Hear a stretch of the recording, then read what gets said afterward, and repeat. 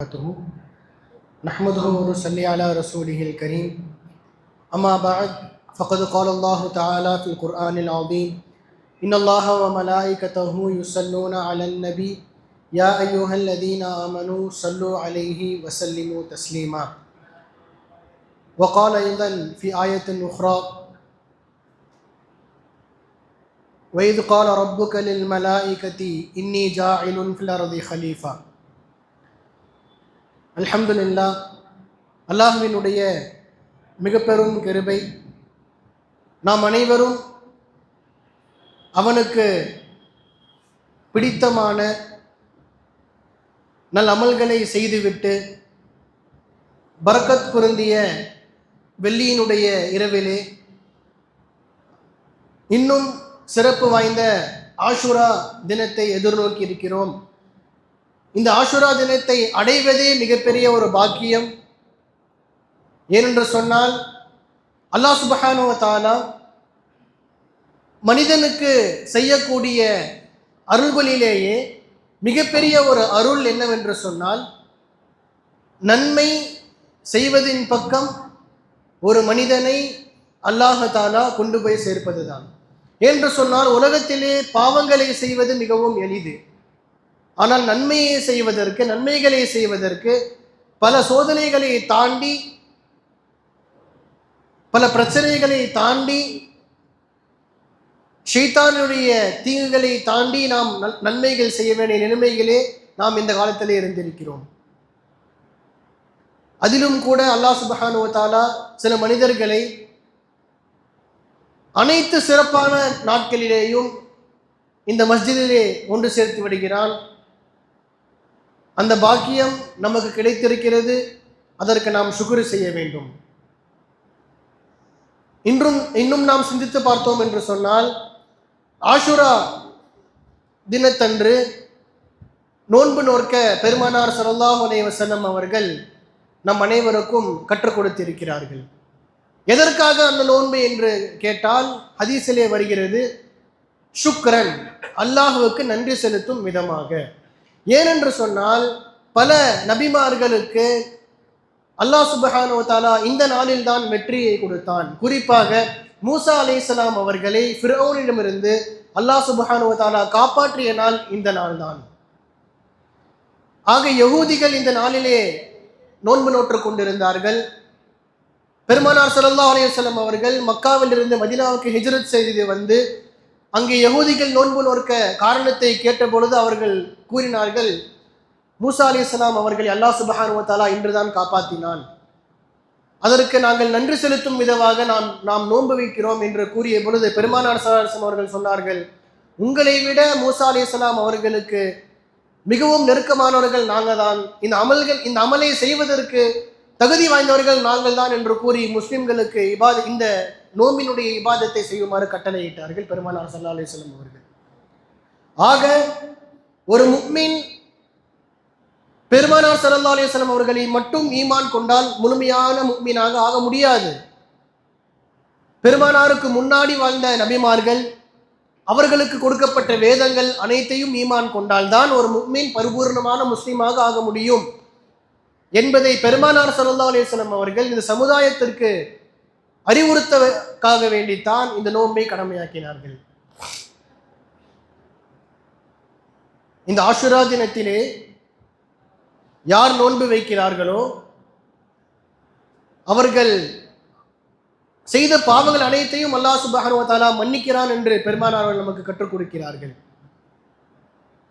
நாம் இங்கே விளங்குவது என்னவென்று சொன்னால், யார் அல்லாஹ் நமக்கு செய்த அருள்களையும் அல்லாஹ் நமக்கு கொடுத்த அன்பளிப்புகளையும் மனதில் நினைத்து அல்லாஹ்வுக்கு நன்றி செலுத்துகிறார்களோ, அதோடு மட்டும் அல்லாமல் அல்லாஹ்விடம் பாவ மன்னிப்பு தேடுகிறார்களோ, நிச்சயமாக அல்லாஹ் சுப்ஹானஹு வ தஆலா அவர்களை மன்னிக்கிறான் என்பதை பெருமானார் நமக்கு இது மூலமாக கற்றுக் கொடுக்கிறார்கள்.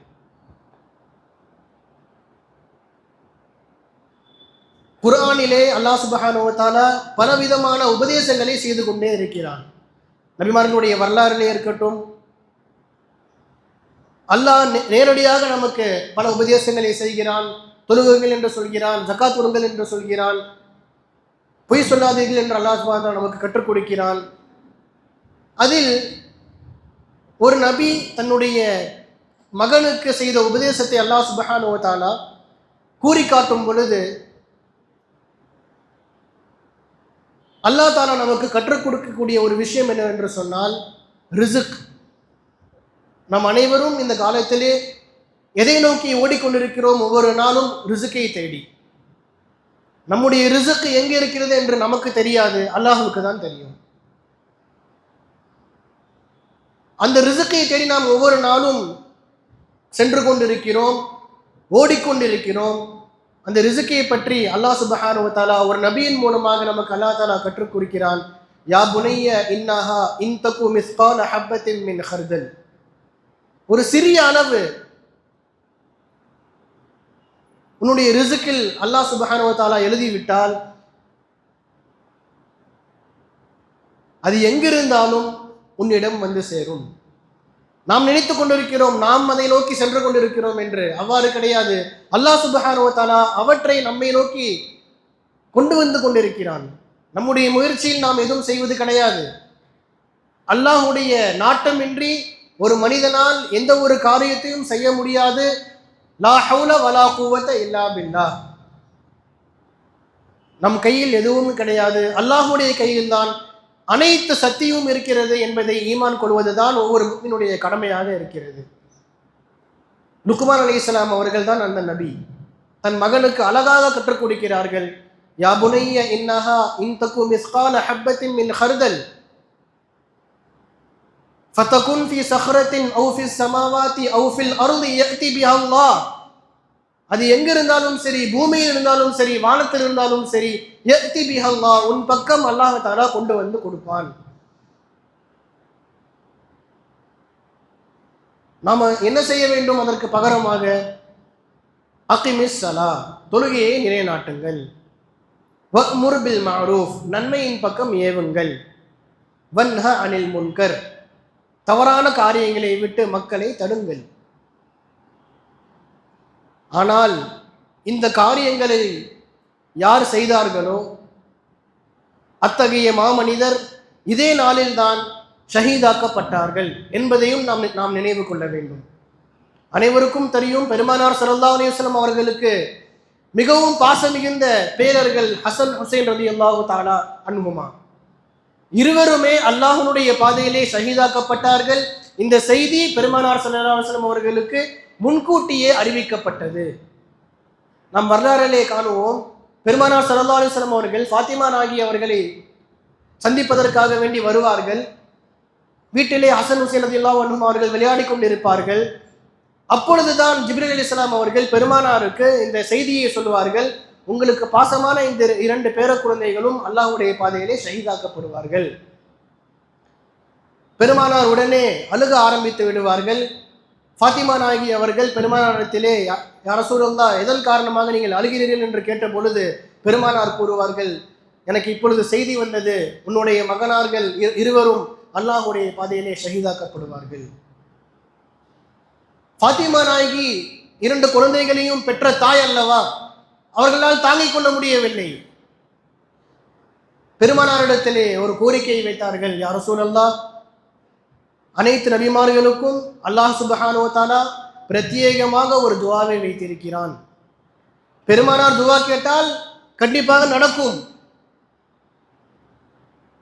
அதை அறிந்திருந்த ஃபாத்திமா ரலியல்லாஹு தஆலா அன்ஹா அவர்கள் பெருமானாரிடத்திலே கேட்டார்கள், யா ரசூலல்லாஹ், என் மகன்களுக்காக துஆ செய்யுங்க, அல்லாஹ் தஆலா அவர்களை பாதுகாக்க வேண்டும் என்று கூறிய பொழுது பெருமானார் சொன்னார்கள், இல்லை, அந்த துஆவை என்னுடைய உம்மத்துக்காக நான் வைத்திருக்கிறேன். மறுமை நாளிலே எங்கே சென்றாலும் உதவி கிடைக்காது, என்னுடைய உம்மத் என்னை தேடி வரும், அப்பொழுது நான் அந்த துஆவை அவர்களுக்காக பயன்படுத்துவேன் என்று பெருமானார் கூறினார்கள் அல்லவா. யாருக்காக கூறினார்கள்? நமக்காக கூறினார்கள். இஸ்லாத்தை நிலைநாட்டுவதற்காக வேண்டி சஹாபாக்கள் செய்த தியாகம் எங்கே? நாம் செய்யக்கூடிய தியாகம் எங்கே? ஒரு நாள் உலகத்தினுடைய விஷயங்களை விட்டுவிட்டு பள்ளிவாசலுக்கு இபாதத்தின் பக்கம் செல்வதற்கு நாம் யோசிக்கிறோம். ஆனால் சஹாபாக்கள், தாபியன்கள், இமாம்கள் வாழ்க்கையை அல்லாஹ்வுடைய இபாதத்தாக ஆக்கினார்கள். மறுமைக்காக உலகத்தை தியாகம் செய்தார்கள். பல நாட்கள் உண்ணாமல் பருகாமல் வாழ்ந்திருக்கிறார்கள்.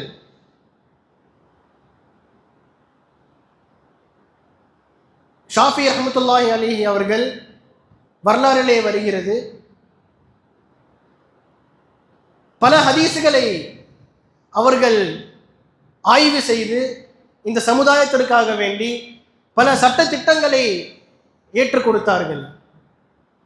அத்தகைய மாமனிதர் அவர்கள் தன்னுடைய வாழ்க்கையே கல்விக்காக வேண்டியும் சமுதாயத்திற்காக வேண்டியும் தியாகம் செய்தார்கள். இந்த தியாகத்தினுடைய ஒரு நாளாகத்தான் இந்த நாள் இருக்கிறது. ஹுசைன் ரலியல்லாஹு தஆலா அன்ஹு அவர்கள் இஸ்லாத்திற்காக வேண்டி, முஸ்லிம்களுக்காக வேண்டி, முஸ்லிம்களுக்கு உதவி செய்வதற்காக வேண்டி பயணம் செய்த பொழுது அவர்களையும் அவர்களுடைய குடும்பத்தாரையும் கர்பலா என்ற இடத்திலே ஷஹீதாக்கினார்கள். எதற்காக வேண்டி என்று தெரியுமா? பதவிக்காக வேண்டி. பதவி ஆசை, உலக ஆசை. பெருமானாருடைய குடும்பம் பெருமானாரினுடைய பேரன் என்று கூட பார்க்காமல் அவர்களை சித்திரவதை செய்தார்கள். குடிப்பதற்கு தண்ணி கூட கொடுக்கல, சாப்பிட்றதுக்கு சாப்பாடு கூட இல்லை. சின்ன சின்ன குழந்தைகள் எல்லாம் ஷஹீதானார்கள். அத்தகைய ஷஹீதினுடைய அத்தகைய பெரியோர்களுடைய பரக்கத்தினால்தான் நாம் இன்று நிம்மதியாக வாழ்ந்து கொண்டிருக்கிறோம். அத்தகைய இந்த நாளிலே அல்லாஹ்வினுடைய பரக்கத்தையும் அல்லாஹ்வினுடைய திருப்தியையும் பெற்ற நன்மக்களாக அல்லாஹ் சுப்ஹானஹு வ தஆலா நம்மை கபூல் செய்வானாக. அஸ்ஸலாமு அலைக்கும் வரஹ்மத்துல்லாஹி வபரகாத்துஹு.